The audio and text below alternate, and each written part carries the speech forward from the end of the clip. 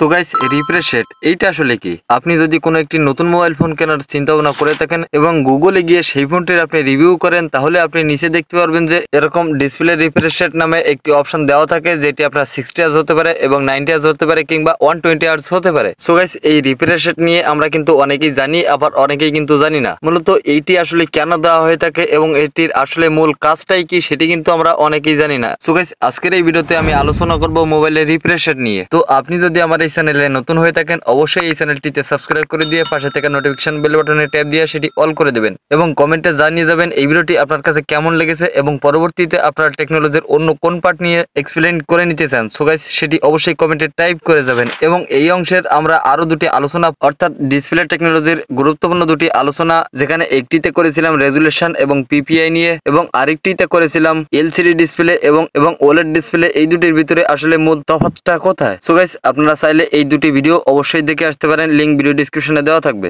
এখন আসি মেন ভিডিওতে। What is refresh rate in mobile? এই সেম লেখাটি আপনি যদি গুগলে গিয়ে টাইপ করেন, তাহলে আপনার সামনে রেজাল্ট আসবে এরকম যে a refresh rate is the number of times a display can update its image in 1 second. এর মানে হলো একটি ডিসপ্লে 1 সেকেন্ডের মধ্যে কতবার তার ছবি পরিবর্তন কিংবা আপডেট করতে পারে। কি আপনি বিষয়টা বুঝতে পারলেন না? তো বিষয়টা ক্লিয়ার করার জন্য এখানে সিম্পল একটা উদাহরণ আমরা নিয়ে আসি। সো গাইস আমরা যখন কোনো ভিডিও প্লে করি, যেমন আপনার মুভি দেখা, খেলা দেখা কিংবা ইউটিউবে ভিডিও দেখা, ফেসবুকে ভিডিও দেখা বা যাই করি না কোনো, আমরা যে সকল ভিডিওগুলো আমরা দেখে থাকি এইগুলো কিন্তু আপনার অ্যাকচুয়ালি ভিডিও না। হ্যাঁ, আমরা ভিডিও বলি এর জন্য যে আসলে এগুলো একটু চলমান, মানে এখানে আমরা নড়াচড়া দেখতে পাই, হাঁটাহাঁটি দেখতে পাই। এক কথায় যদি আমি এখানে বলি, তাহলে আমরা এখানে অনেকগুলো মুভমেন্ট একসাথে দেখতে পাই। কিন্তু অ্যাকচুয়ালি যদি আমি এখানে বলতে যাই, তাহলে আমি এখানে বলতে পারি যে এগুলো কিন্তু আসলে কোনো ভিডিও না। এখানে আমরা যা কিছু দেখি সব এক একটি পিকচার, অর্থাৎ এখানে অনেকগুলো পিকচার একসাথে করে এবং সেগুলো পাশাপাশি সাজিয়ে পিকচার গুলো প্রথম থেকে শেষ পর্যন্ত আমাদেরকে দেখানো হয় এবং এটি এতটাই দ্রুত আমাদেরকে দেখানো হয় যে আমাদের কাছে এগুলো মনে হয় যেন এটি একটি চলমান ভিডিও। আসলে এটি কোনো ভিডিও না, এগুলো সবগুলো এক একটি পিকচার যার অনেকগুলো মুভমেন্টে সেগুলো ক্যাপচার করা হয়ে থাকে এবং এভাবে অনেকগুলো পিকচার ক্যাপচার করে সে পাশাপাশি সাজিয়ে অল্প সময়ের ভিতরে আমাদের সামনে প্রেজেন্ট করে এবং আমরা সেটাকেই ভিডিও ভাবি। আপনি যদি কোনো ফিলিপ বুক দেখে থাকেন, তাহলে আরো ক্লিয়ার হতে পারবেন যে কিভাবে সেখানে বিভিন্ন পিকচার এঁকে একটি ভিডিও আকারে রূপ দেওয়া যায়। সো গাইস এইভাবেই মূলত ভিডিও তৈরি করা হয়ে থাকে। অর্থাৎ আমরা যখন আমাদের ক্যামেরা দিয়ে কোনো কিছু ভিডিও করি, তখন সে একটি সিরিয়ালে কিছু পিকচার সে ক্যাপচার করে রাখে। এখন আমাদের হাতে থাকা ক্যামেরা বা মোবাইল ফোন সে কতটি পিকচার ক্যাপচার করে আমাদেরকে ভিডিও প্রোভাইড করছে সেটি গণনা করা হয়ে থাকে এফপিএস এর মাধ্যমে। এফপিএস যার full form frame per second, অর্থাৎ একটি ভিডিও শুট করার সময় তার 1 সেকেন্ডে কতটি পিকচার এখানে ক্যাপচার করা হয়েছে। তো গাইস এখানে এই এফপিএস এর উপরেই ডিপেন্ড করে একটি ভিডিও কেমন স্মুথ হবে এবং ক্লিয়ার হবে। সাপোজ আপনি এখানে খেয়াল করুন, আপনাকে যদি এখানে 1 সেকেন্ডে 5টি ফ্রেম বা 5টি পিকচার এখানে দেখানো হয়, তাহলে এখানে এটি আপনার সামনে এরকম ভাবে রান করবে। এখানে যদি আপনাকে 1 সেকেন্ডে 10টি ফ্রেম দেখানো হয়, তাহলে সে আপনাকে এরকম ভাবে দেখাবে। যদি এখানে 15টি ফ্রেম দেখানো হয়, তাহলে আপনার সামনে এরকম দেখাবে। সো গাইস আপনি এখানে বুঝতে পারছেন যে যত বেশি ফ্রেম আপনাকে সে দেখাতে পারবে, আপনার কাছে তখন এই ভিডিওটি ততটাই স্মুথ এবং ক্লিয়ার মনে হবে। এখন এখানে এই এফপিএস এটা আপনার ডিপেন্ড করে যখন আমরা কোনো ক্যামেরা দিয়ে কোনো কিছুর ভিডিও শুট করি কিংবা কোনো অ্যাপ্লিকেশনের মাধ্যমে আমরা কোনো ভিডিও ক্রিয়েট করি। তার মানে হচ্ছে আমরা যখন কোনো ভিডিও শুট করবো বা ভিডিও ক্যাপচার করবো, তার 1 সেকেন্ডে কতটি পিকচার বা ফ্রেম আমরা অ্যাড করতে পারবো সেটি কিন্তু এই এফপিএস এর মাধ্যমে লিমিট করা হয়ে থাকে। অর্থাৎ এখানে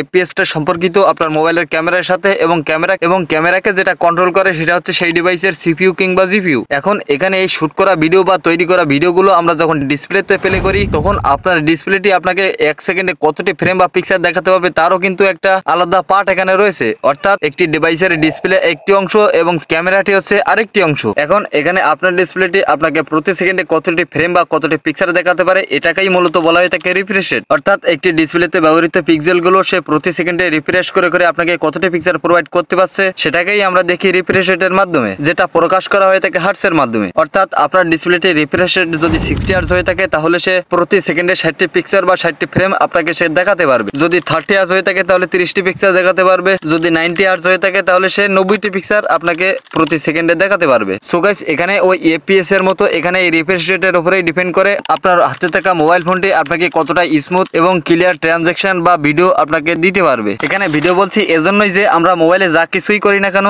যেমন এখানে এই ফিঙ্গারিং করা অর্থাৎ সোয়াইপ করা বা এক অ্যাপ্লিকেশন থেকে অন্য অ্যাপ্লিকেশন রান করা, অর্থাৎ সকল প্রকার ট্রানজাকশন গুলোকেই আমরা কিন্তু ভিডিও হিসাবেই দেখে থাকি। হ্যাঁ, এগুলো অনেকগুলো পিকচারের মাধ্যমেই তৈরি, কিন্তু আসলে আমরা কিন্তু এগুলো দেখে থাকি ভিডিওর মাধ্যমে। তো গাইস এখন মেন টপিক যেটা হচ্ছে যে আপনার মোবাইলে রিফ্রেশ রেট যত বেশি হবে, আপনার ডিসপ্লেটি তত আপনাকে স্মুথ এবং ক্লিয়ার পারফরম্যান্স দিতে পারবে। উদাহরণ উদাহরণস্বরূপ গাইস এখানে আমি 3টি মোবাইল ফোন অ্যাড করেছি, যার একটি রিফ্রেশ রেট এখানে 60 হার্টজ, আরেকটি 90 হার্টজ এবং আরেকটি 120 হার্টজ। এখন এই 3টি মোবাইলে যদি আমরা একসাথে এর শাটারটা আমরা এখানে উপরে নিচে করি, তাহলে এখানে আমাদের কোনটি সবচেয়ে স্মুথ মনে হচ্ছে? হ্যাঁ, এগুলো নর্মাল অবস্থায় আপনি খুব একটা এখানে তফাৎ ধরতে পারবেন না, কিন্তু আপনি যদি এখানে একটু স্লো মোশনে চলে যান, তাহলে এখানে আপনি দেখতে পারবেন যে আপনার 60 হার্টজ রিফ্রেশ রেটের যে ডিসপ্লেটি রয়েছে সেটিতে আপনার এখানে ট্রানজ্যাকশনটি এরকম ভাবে যাচ্ছে, অর্থাৎ এখানে কেটে কেটে যাচ্ছে। এখন যদি 90 হার্টজ রিফ্রেশ ডিসপ্লেটি দেখেন, তাহলে এখানে আপনি দেখতে পারবেন যে 60 হার্টজের থেকে এটা একটু বেটার আপনার কাছে মনে হচ্ছে। এখন যদি আপনি এখানে 120 হার্টজ রিফ্রেশ ডিসপ্লেটি চেক দেন, তাহলে আপনি দেখতে পারবেন যে এটি 90 হার্টজ থেকে আরো বেটার এখানে পারফরম্যান্স দিতে পারছে, অর্থাৎ এটাই আমাদের কাছে সবচেয়ে বেশি স্মুথ এবং ক্লিয়ার মনে হচ্ছে। সো গাইস এর এই মেন কারণেই হচ্ছে কিন্তু রিফ্রেশ রেট, অর্থাৎ আপনার ডিসপ্লেটি প্রতি সেকেন্ডে যতবারই রিফ্রেশ হতে পারবে ঠিক ততবারই আমাদেরকে সে ততটাই ফ্রেম দেখাতে পারবে, এবং বেশি ফ্রেম দেখানোর ফলেই আমাদের কাছে সেটি স্মুথ এবং ক্লিয়ার মনে হবে। তো গাইস এটি হচ্ছে মূলত রিফ্রেশ রেট, যার উপর ডিপেন্ড করে আপনার ফোনটি খুবই ফাস্ট এবং স্মুথলি কোনো ট্রানজ্যাকশন বা ভিডিও আপনার সামনে প্রেজেন্ট করে। এখন এখানে ইম্পর্টেন্ট যে টপিকটি হচ্ছে সেটি হচ্ছে যে এই রিফ্রেশ রেট যদি আমাদের ডিসপ্লেতে না থাকে বা লোয়ার রিফ্রেশ রেট যদি আমাদের ডিসপ্লেটি হয়ে থাকে, তাহলে আমাদের আসলে কি কি অসুবিধা হয়ে থাকে। তো গাইস রেগুলার ইউজারের কথা যদি বলতে চাই, তাহলে এখানে আমি বলতে পারি যে আপনার ডিসপ্লেটি রিফ্রেশ রেট যদি লোয়ার হয়ে থাকে, অর্থাৎ মিনিমাম 60 হার্টজ হয়ে থাকে, তাহলে আপনাকে এখানে খুব বেশি অসুবিধা বা প্রবলেম ফেস করতে হবে না। এর কারণ হচ্ছে যে বর্তমানে আমরা যে সকল মোবাইলগুলো ব্যবহার করে থাকি এবং মার্কেটে যে সকল মোবাইলগুলো লঞ্চ হচ্ছে, তার অধিকতর ডিসপ্লে রিফ্রেশ রেট কিন্তু 60 হার্টজ হয়ে থাকে। এর কারণ হচ্ছে যে একটি 60 হার্টজ রিফ্রেশ রেটের ডিসপ্লে একটি স্ট্যান্ডার্ড ডিসপ্লে, অর্থাৎ 60 হার্টজের নিচে যদি কোনো রিফ্রেশ রেট হয়ে থাকে, তাহলে সেই ডিসপ্লেটি আমাদের চোখে কোনোদিনই কম্পেটেবল হবে না, অর্থাৎ আমাদের কাছে একটু কাটা কাটা বা ল্যাগি ল্যাগি মনে হতে পারে। এবং যদি 60 হার্টজের বেশিও রিফ্রেশ রেট হয়ে থাকে, তাহলেও যে এখানে আহামরি কোনো পরিবর্তন আমরা বুঝতে পারবো এমনটা কিন্তু না। সো গাইস এই 60 হার্টজ রিফ্রেশ রেটের ডিসপ্লেকে এই মোবাইল ডিসপ্লে কোম্পানিগুলো এমন একটি পজিশনে দাঁড় করিয়েছে যে যেখান থেকে আমাদের চোখ একটি বেটার এক্সপিরিয়েন্স পেতে পারে। সো গাইস আর এই জন্যই বর্তমান মার্কেটগুলোতে আপনারা 60 হার্টজের নিচে কোনো রিফ্রেশ রেট ডিসপ্লে পাবেন না। কিন্তু আমরা যদি গেমিং এর কথা বলতে যাই, তাহলে আমরা অনেক সময় অনেক গেম রানিং অবস্থায় কিন্তু এই 60 হার্টজ রিফ্রেশ রেটের ডিসপ্লেগুলোতে সামান্য কাটা কাটা বা লেগে লেগে একটা ভাব ফিল করি। তো গাইস এর মেন কারণ যেটি হচ্ছে সেটি হচ্ছে বর্তমানে অনেক গেম রয়েছে যেগুলো আপনার একটু বেশি এপিএস আপনার ক্রিয়েট করা হয়ে থাকে। গাইস সাপোজ আমরা আগে যে পাবজি বা ফ্রি ফায়ার গেমগুলো রান করতাম, সেগুলো কিন্তু আপনার নর্মালি 60 এপিএস ক্রিয়েট করা হয়ে থাকতো, কিন্তু গাইস বর্তমানে এই ধরনের গেমগুলোতে আপনার 90 এপিএস পর্যন্তও রান করতে দেখা গেছে। সো গাইস এই ধরনের গেমগুলো কিন্তু আমরা এই 60 হার্টজ রিফ্রেশ রেট ডিসপ্লেতে প্লে করতে পারবো না, কারণ আমাদের ডিসপ্লেটি পার সেকেন্ড 60 ফ্রেম দেখাতে পারে। এখানে আপনার যদি 90টি ফ্রেম দিয়ে গেম ক্রিয়েট করা হয়ে থাকে, সো গাইস এখানে সেটি তো অসম্ভব। হ্যাঁ, আমাদের ডিভাইসটিতে গেম পেলে অবশ্যই সম্ভব, কিন্তু আপনি আপনার ডিসপ্লেতে কিছু কিছু ফ্রেম মিস করে ফেলবেন, যার কারণে এটি আসলেই কিন্তু অসম্ভব হয়ে পড়ে। আপনারা অনেক সময় ফ্রি ফায়ার বা পাবজি গেম প্লে করার সময় খেয়াল করবেন যে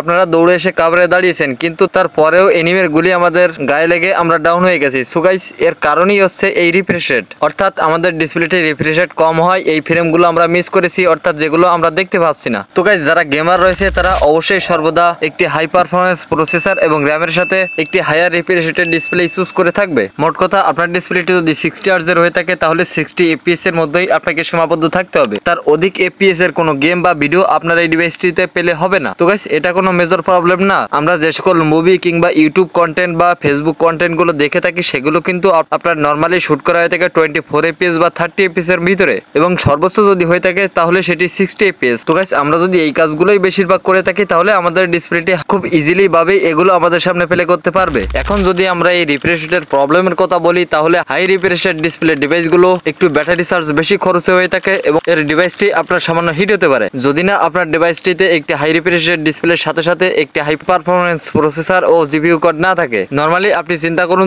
যে সময়ের ভিতরে আপনাকে 60টি পিক্সেল দিতে পারছে, সেই সময়ের ভিতরে যদি আরো 60টি পিক্সেল বাড়িয়ে মোট 100 কোটিটি পিক্সেল আপনাকে দিয়ে থাকে, তাহলে আপনার ডিসপ্লেতে থাকা যে পিক্সেলগুলো রয়েছে সেগুলোকে আপনার আরো অতি দ্রুত কাজ করতে হবে, এবং অতি দ্রুত কাজ করার ফলে এখানে আপনার ব্যাটারি চার্জও বেশি খরচ হয়ে থাকে। সাথে সাথে আপনার ডিভাইসে থাকা যে প্রসেসর তাকেও কিন্তু অতি দ্রুত এই কাজগুলো সম্পূর্ণ করে নিতে হয়, যার কারণে প্রসেসর আপনার সামান্য হিটও হতে পারে। সো গাইস আপনি যদি একটি হাই রিফ্রেশ রেটের ডিসপ্লে চুজ করে থাকেন, তাহলে তার সাথে অবশ্যই প্রসেসরটিও ভালো নেওয়ার চেষ্টা করবেন। তো নরমালি এগুলো নিয়ে আমাদের মাথা ঘামানোর প্রয়োজন হয় না। আসলে মোবাইল কোম্পানিগুলো এই সবকিছুর ভিতরে একটা সামঞ্জস্যতা রেখেই কিন্তু তারা একটি ডিভাইস বাজারে লঞ্চ করার চেষ্টা করে থাকে। এবং একটি লোয়ার রিফ্রেশ রেট ডিসপ্লের প্রবলেমের কথা যদি আমরা বলতে যাই, তাহলে ওই যে বললাম বিভিন্ন ট্রানজ্যাকশন বা এক জায়গা থেকে অন্য জায়গায় যাওয়া বা কোনো অ্যাপ বা অ্যাপ্লিকেশন রান করা, মাঝে মাঝে এগুলো আপনি একটু কাটা কাটা বা স্লো রেসপন্স কিংবা ল্যাগি ল্যাগি ভাব আপনি অনুভব করতে পারেন। অর্থাৎ ক্লিয়ার স্মুথনেস পাওয়ার জন্য আপনাকে একটি high refresh rated display choose করতে হবে। সো গাইস একটা সময় এই 60 হার্টজ রিফ্রেশ রেটেই আমাদের কাছে স্মুথনেস এবং ক্লিয়ার ছিল, কিন্তু বর্তমানে যেহেতু সবকিছু আপডেট হচ্ছে সেহেতু এখানে 90 হার্জ বা 120 হার্জ আমাদের কাছে 60 হার্জ থেকে আরো অনেক বেশি ভালো লাগবে। সো গাইস এখানে এই ডিভাইসগুলোর মধ্যে আপনি কম্পেয়ার ব্যতীত কোনো আহামরি পরিবর্তন এখানে দেখতে পাবেন না। যদি আপনি এই ডিভাইসগুলো পাশাপাশি নিয়ে একই ট্রানজাকশন গুলো করতে চান তখন কিন্তু এখানে আপনি কিছু পার্থক্য লক্ষ্য করবেন, অর্থাৎ পার্থক্য তো এখানে রয়েছে কিন্তু সেগুলো আমাদের কাছে কিন্তু মেন ইস্যু হয়ে দাঁড়ায় না। সো গাইস আপনি যদি বর্তমানে 60 হার্জ রিফ্রেশ রেট ডিসপ্লে ব্যবহার করে থাকেন তাহলে আপনি সেটাতেই সন্তুষ্ট থাকতে পারেন। আবার যদি আপনি তার থেকে বেটার এবং ক্লিয়ার স্মুথনেস পেতে চান তো এখানে আপনি 90 হার্জ বা 120 হার্জ রিফ্রেশ রেট ডিসপ্লে নিতে পারেন। কিন্তু এখানে যে আপনাকে এই বিষয় নিয়ে অর্থাৎ রিফ্রেশ রেট নিয়ে যে খুব বেশি ফ্যাক্ট এখানে ইস্যু করতে হবে বিষয়টা কিন্তু এমনও না। সো গাইস ওভারঅল আপনি রিফ্রেশ রেট নিয়ে আশা করি বুঝতে পেরেছেন। তো এই ছিল আজকের ভিডিওটি যদি ভালো লেগে থাকে অবশ্যই এই ভিডিওটিতে একটি লাইক দিয়ে যাবেন এবং চ্যানেলটি সাবস্ক্রাইব করে দিয়ে পাশে থাকা নোটিফিকেশন বেল বাটনে ট্যাপ দিয়ে সেটি অল করে দেবেন। সো গাইস আজকের ভিডিওটি এই পর্যন্ত, দেখা হবে পরের কোনো ভিডিওতে টেকনোলজির অন্য কোনো পার্ট নিয়ে। ততক্ষণ সকলে ভালো থাকুন এবং সুস্থ থাকুন।